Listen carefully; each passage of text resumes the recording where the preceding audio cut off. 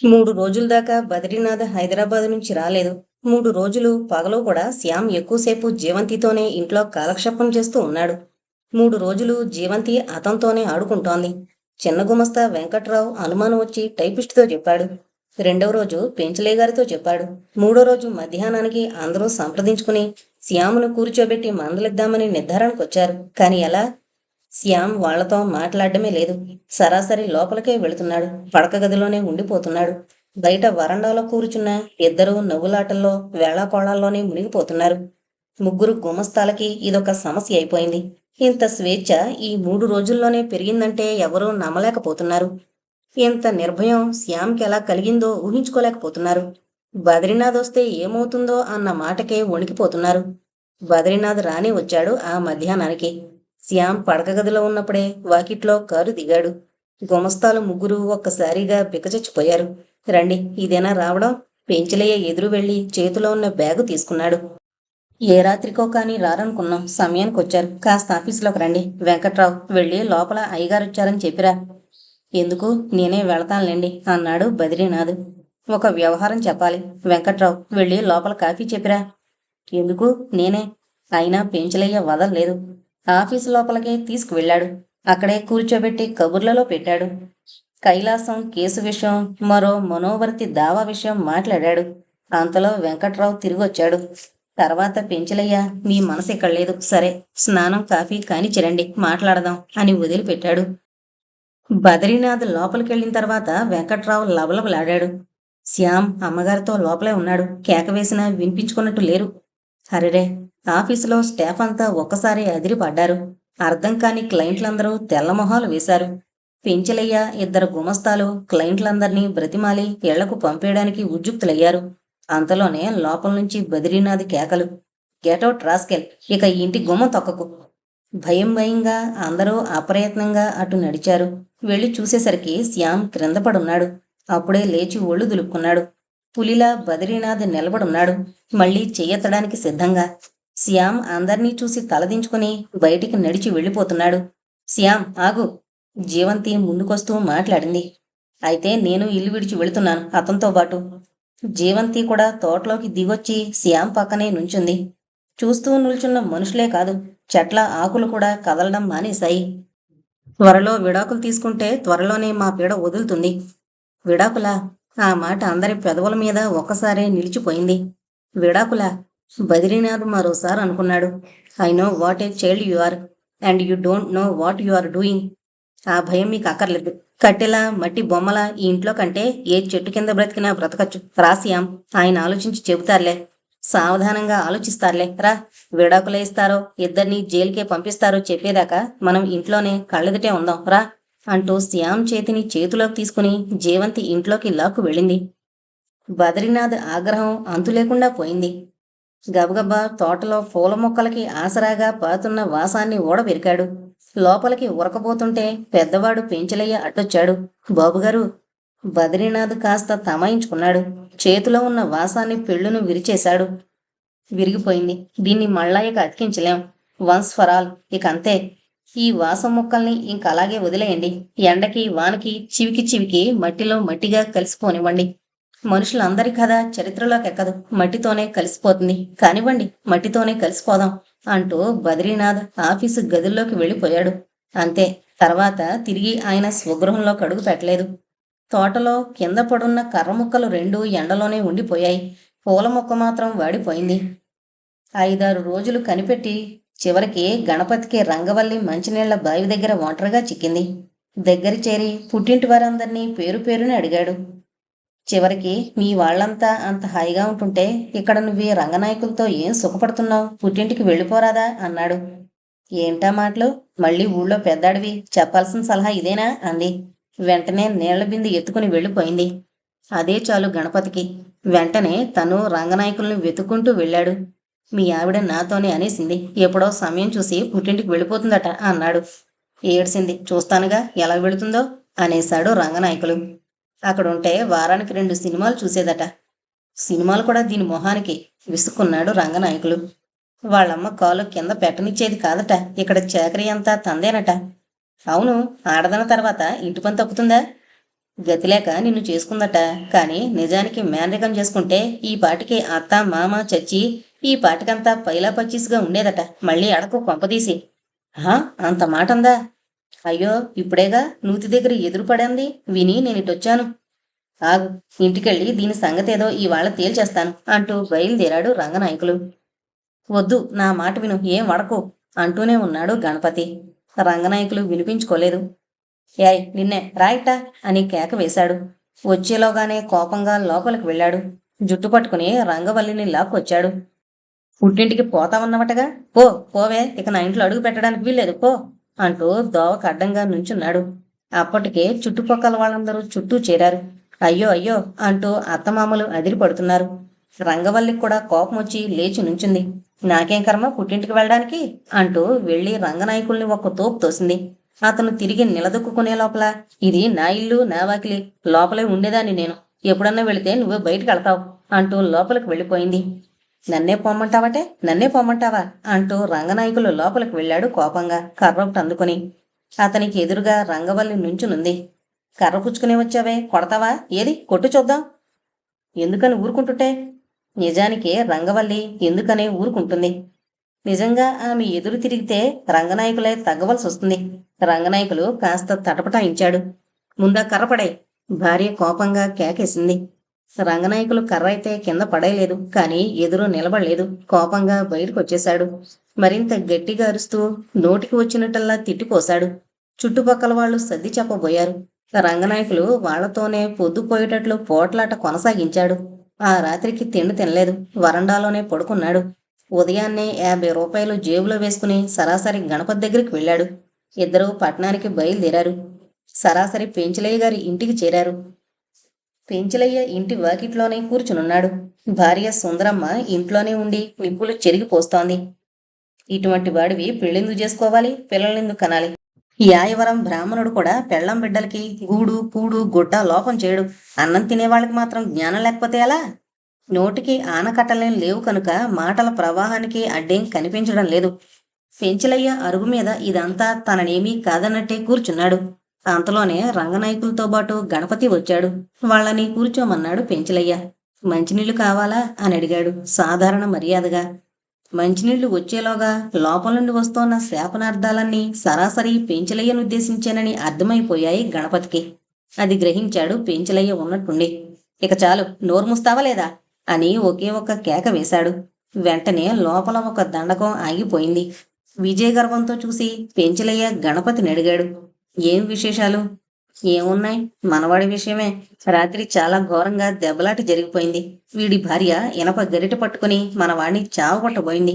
ఏ సమయంలో ఎలా ఉంటుందోనని భయం వేస్తోంది. ఏమో, నిద్రపోతుంటే నెత్తిమీద కొడితే తర్వాత ఏమనుకుని ఏం ప్రయోజనం? కనుక విడాకులు తీసుకోవడమే తప్ప గత్యంతరం లేదని వచ్చాం. ఎంతకు కొట్టిందా? లేదు. ఎందుకాగింది? అంతదాకా వచ్చిన తర్వాత ఒక్క దెబ్బ తీసేస్తే సాక్ష్యంగా ఉండేది కదూ. దెబ్బతింటే విడాకులు ఇచ్చేస్తారా? విడాకులు అడగడానికి అదొక గట్టి కారణమవుతుందిగా. అంతలో లోపల రికార్డు సైడు మరింది కాబోలు మొదలుపెట్టింది.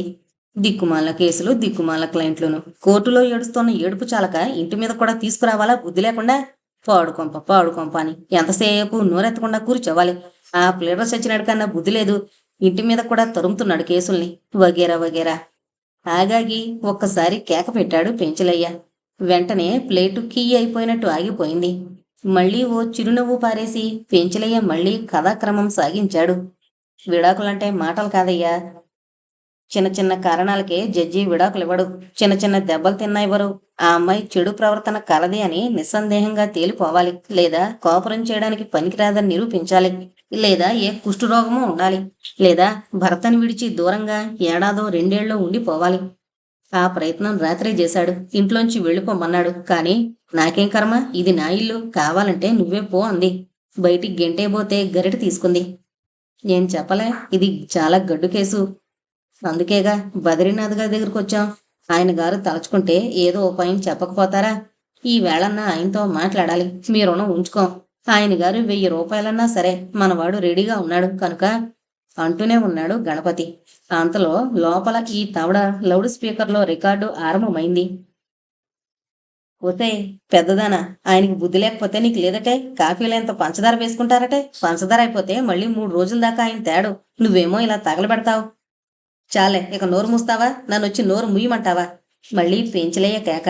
మళ్ళీ నిశ్శబ్దం. కానీ ఈ తడవ మాత్రం నేపథ్యంలో కొంత వాద్య సంగీతం కొనసాగింది. చెంబులు, గరిటెలు, ఇతర పాత్ర సామాగ్రి చిందులేస్తున్నాయి. మన ప్లేడర్ సంగతి నీకు తెలియదే గణపతి. ఆయన నిప్పులాంటి మనిషి. అన్యాయం కేసు పట్టనే పట్టడు. పట్టాడా దాని అంతు తేల్చేస్తాడు. జడ్జి అంత వ్యతిరేకంగా ఉన్నా సరే తిప్పుకొచ్చి తలమునకలు చేసేస్తాడు.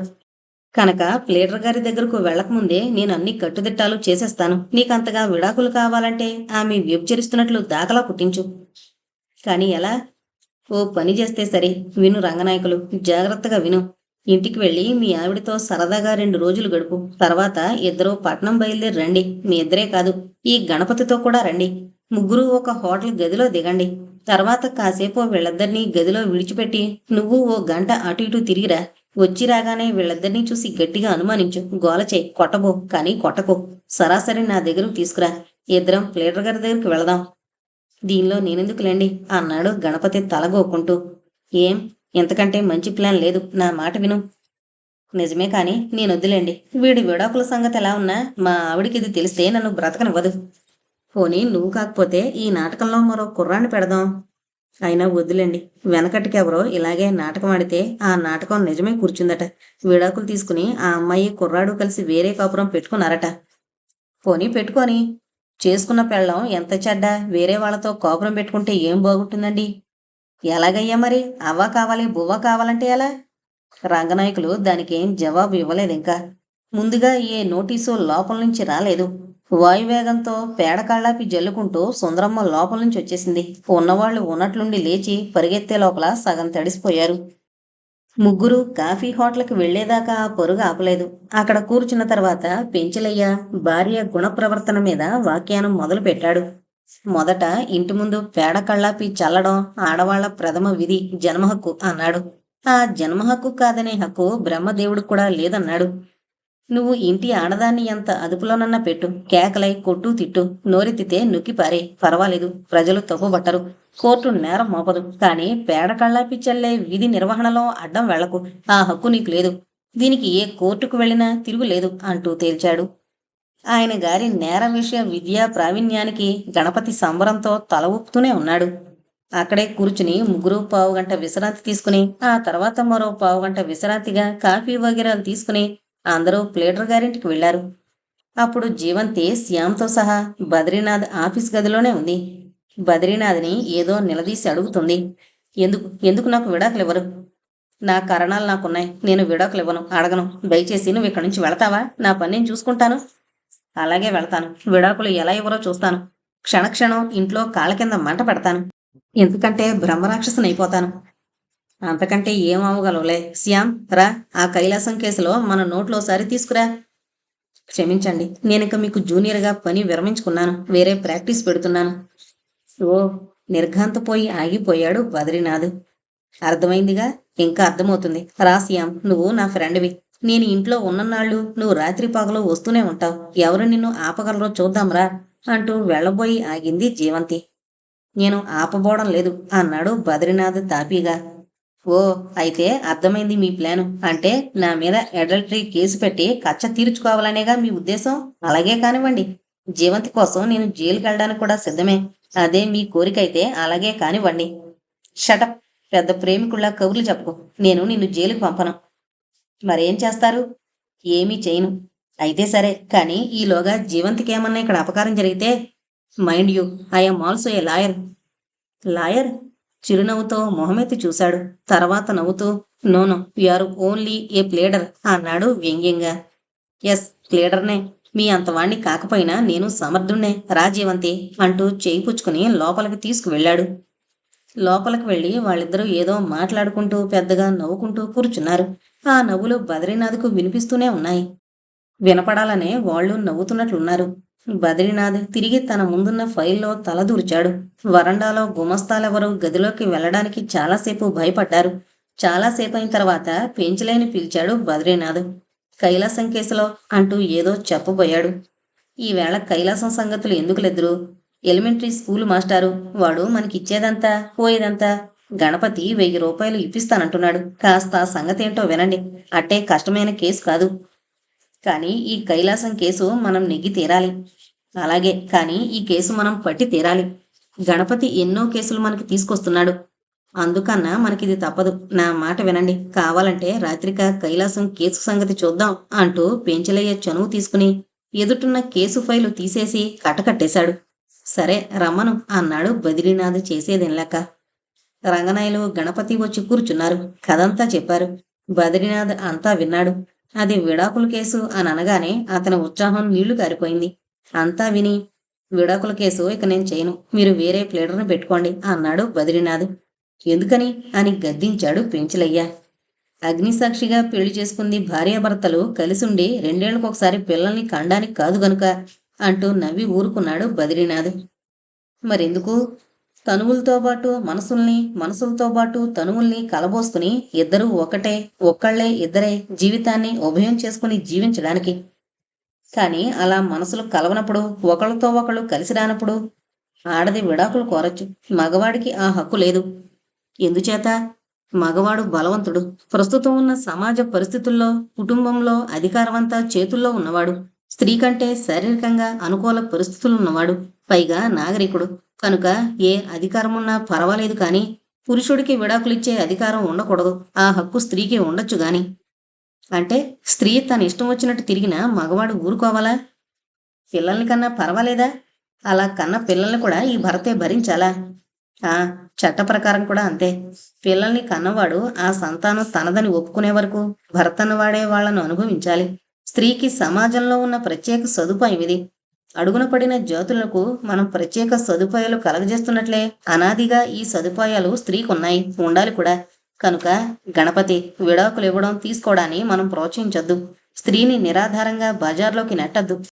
తనే బజార్న పడితే అంతలో కాల్చిన ఇనుప కడ్డీని విసిరేసినట్లు జీవంతి గదిలోకి దూసుకొచ్చింది. ఆ వెనకనే శ్యామ్. నేను బజార్నే పడుతున్నాను.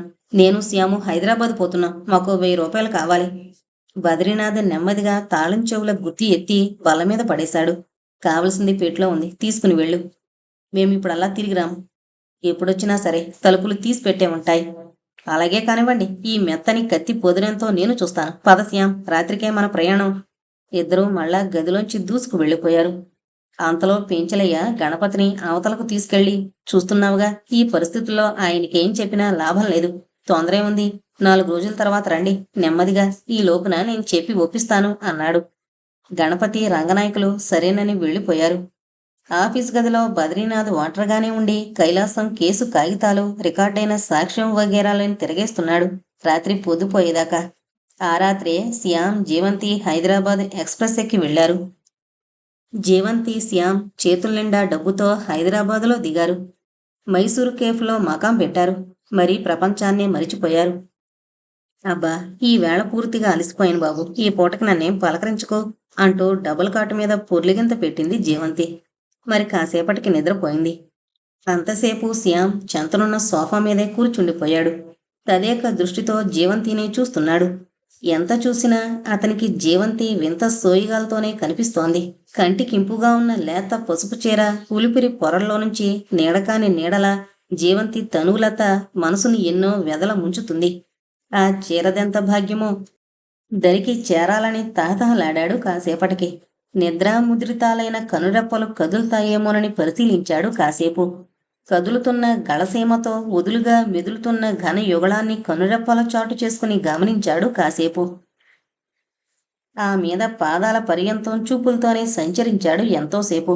ఓపికంతా కూడదీసుకుని చూపులతోనే తృప్తిపడుతూ కూర్చున్నాడు అంతసేపు.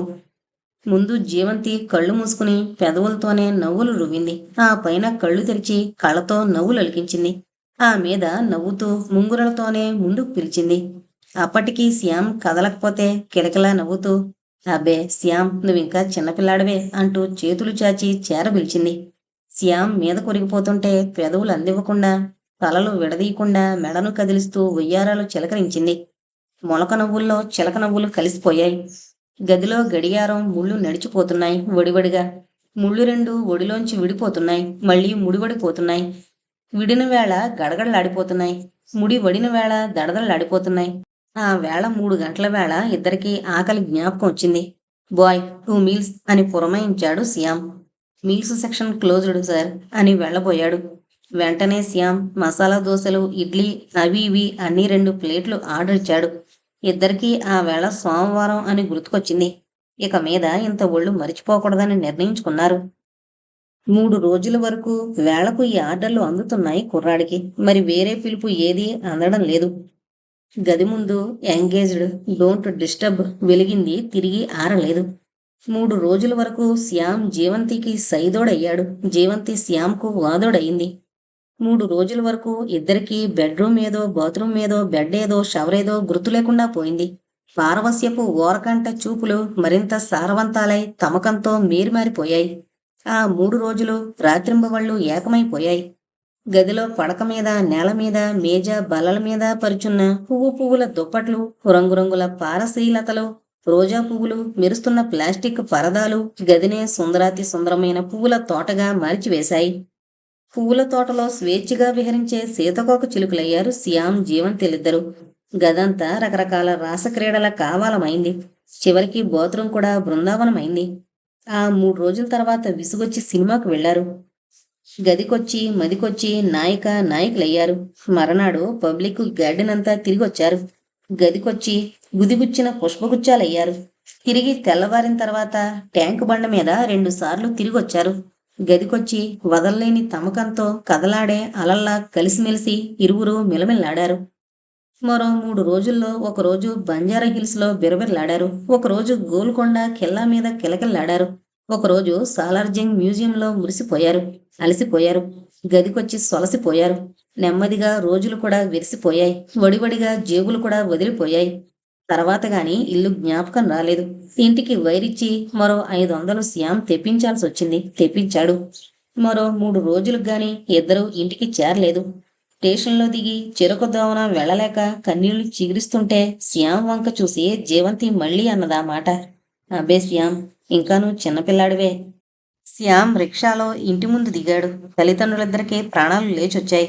జీవంతి ఇంట్లో అడుగు పెట్టింది. బద్రీనాథ్ దిగజారిపోయాడు. రోజంతా గణపతితో ఆలోచనలు సాగించి రంగనాయకులు ఇంటికి వెళ్ళాడు, భార్యతో దెబ్బలాడ్డానికి. నిన్న బొతుడు చేసిన ఆ రింగులు పెట్టుకోవద్దన్నానా, ఎందుకు పెట్టుకున్నావు? రంగవల్లి ఎదురు చెప్పలేదు. మాట్లాడకుండా రింగులు తీసేసి దాచేసింది. వెళ్ళి భర్తకు చక్కగా వడ్డించింది. భోజనానికి కూర్చుని బొగ్గున మండిపడ్డాడు రంగనాయకులు. ఇన్ని వంకాయ పచ్చడి చేయొద్దన్నాను, బుద్ధి లేదు, ఎన్నిసార్లు చెప్పాలి? రంగవల్లి జవాబు చెప్పకుండా కంది పచ్చడి తెచ్చివేసింది. నాకు ఆవకాయ కావాలి. వెంటనే ఆవకాయ కంచంలోకొచ్చి వాలింది. పెరుగు తీసుకురా. పెరుగు ఆ పూటకి ఇంట్లో లేదనుకున్నాడు రంగనాయకులు, కానీ ఉంది. భోజనానంతరం దాకా కజ్జాయికి కారణమే దొరకటం లేదు రంగనాయకులకి. గదిలోకి రాని సంగతి చెబుదామనుకున్నాడు రంగనాయకులు. రంగవల్లి గదిలోకొచ్చింది. చెంగావి చీర కట్టుకునొచ్చింది. తల మునిగిపోయేటన్ని మల్లె మొగ్గలు తలలో ముడుచుకునొచ్చింది. కొట్టొచ్చేంత పెద్ద బొట్టు పెట్టుకునొచ్చింది. పెట్టి అడుగున దాచిపెట్టుకున్న మొగలి అత్తరు ఒత్తుగా అద్దుకొని సువాసనల్ని వెదజల్లుతూ వచ్చింది. లేత తమలపాకులు ఏరి కూర్చిపెట్టిన చిలకలు వస్తూనే పచ్చ కర్పూరంతో సహా ముచ్చటగా అతని నోటికి అందించింది. అరగంట వరకు అతనికి నమిలే పనే తప్ప మాట్లాడే అవకాశమే లేదు. మాటలు పెంచుకునే అవకాశమే లేదు. ఎంత గబగబా నమిలి మింగితే అంత త్వరగా నోటికి చిలకలు అందుతున్నాయి. బుగ్గల నిండా కమ్మని తమ్ముండగా మాటలు పెగళ్లం లేదు. రంగవల్లే అన్ని మాటలు మాట్లాడింది. రంగనాయకులు కోపం సంగతి మరిచిపోలేదు. ఇంకా ప్రయత్నం చేస్తున్నాడు. కానీ రంగవల్లి మాటలు వింటుంటే నవ్వేగాని కోపం కాస్తన్నా లేదు. ఆడపిల్లలకి కోపం రావాలంటే ఒక బ్రహ్మాస్త్రం చెప్పి పంపాడు గణపతి. అది జ్ఞాపకం వచ్చింది చివరికి. సందర్భం దొరకగానే ప్రయోగించాడు అస్త్రాన్ని. మీ అన్న సంగతి నా దగ్గర చెప్పకు, అంతకంటే మొదనష్టపాడు లేడు. ఆ మాట నిజమే. పెళ్ళం రాగానే అమ్మని నాన్నని వేరే ఉంచాడు. ఎదవన్నారు ఎదవా. అసలు మీ నాన్న ఎటువంటి వాడు? నాన్న సంగతి నా దగ్గర చెప్పకు. కిందటిసారి వెళ్ళినప్పుడు రవికలగుడ్డ పెట్టడానికి ఏడ్చాడు. అసలు ఎందుకు మీ అమ్మని అనాలి. సరే, దానికి బుద్ధుంటే ఇందాక ఎందుకొస్తుంది? ఈ తడవ వెళ్ళినప్పుడు 4 అడిగేయాలి. ఎప్పుడు వెళతావు? అసలు నేను వెళ్ళను. ఎందుకెళ్ళాలి? ఉండడానికి నాకు ఇల్లు లేదా, వాకిల్లేదా? కర్మం కాలి ఆళ్ళేళ్ళకే వెళ్ళాలా? అత్తామామ కన్న కూతురల్లే చూసుకుంటుంటే నాకేం కర్మ అక్కడికి ఇక్కడికి వెళ్ళడానికి? అంటే నేను మొగలు పువ్వునన్నమాట. మొగలు పువ్వులా గుచ్చుకుంటానన్నమాట. కాస్త గుచ్చుకుంటే ఏం లేదు, ఆలు మగలన్న తర్వాత కాస్త గుచ్చుకోకుండా గిల్లుకోకుండా ఉంటారా ఏం? ఇక దీన్ని కోపడ్డమెట్టా అనుకున్నాడు రంగనాయకులు. ఈ తడవ చూసుకుందాంలే అనుకుని అప్పుడు రంగవల్లిని దగ్గరకు లాక్కున్నాడు. తర్వాత రాత్రంతా ఏ తడవో తేల్చుకోనేలేకపోయాడు. తెల్లవారిన తర్వాత లేచి వెళ్ళబోతూ మరింత ప్రేమానురాగాలను చిలకరిస్తూ రంగవల్లంది, మనం మనం వేరే కాపురం పెట్టుకుంటే ఏం? రంగనాయకులు జవాబేం ఇవ్వలేదు. అతనింకా ఉంటే ఏం అని ఆలోచిస్తున్నాడు. రంగవల్లి లేచి వెళ్ళిపోయింది. కానీ రంగనాయకులు ఆలోచిస్తూనే ఉన్నాడు, దీని ఆంతర్యం ఏమిటా అని. ఉదయాన లేచి గణపతిని అడిగేదాకా అతనికి తోచలేదు. అతను తేల్చి చెప్పేదాకా ఆంతర్యం తేలలేదు. వేరే ఏముందోయ్, మీ తండ్రి కొడుకుల్ని విడదీయాలని చూస్తోంది. కాపురాన్ని రెండుగా బద్దలు కొట్టాలని చూస్తోంది. తండ్రి మీద తల్లి మీద నీకున్న వాత్సల్యం దాని కంటికి కంటకింపుగా ఉంది. సరే, నీ ఇష్టం. వేరే కాపురం పెడతావో విడాకులిస్తావో తేల్చుకో. రంగనాయకులు మళ్ళీ ఆలోచనలో పడ్డాడు. అయితే రంగవల్లి చేసిన ట్రిక్కులన్నీ వేరే కాపురం పెట్టడానికి కాదు. గణపతి చెబుతున్న మాటలన్నింటి బట్టే ఇవన్నీ ఇలాంటి ట్రిక్కులు. దీంతో కాపురం ఈనాటికైనా ప్రమాదమే కనుక విడాకులు తప్పదు. ఆ రోజున ఇద్దరికీ పట్నం ప్రయాణం తప్పలేదు.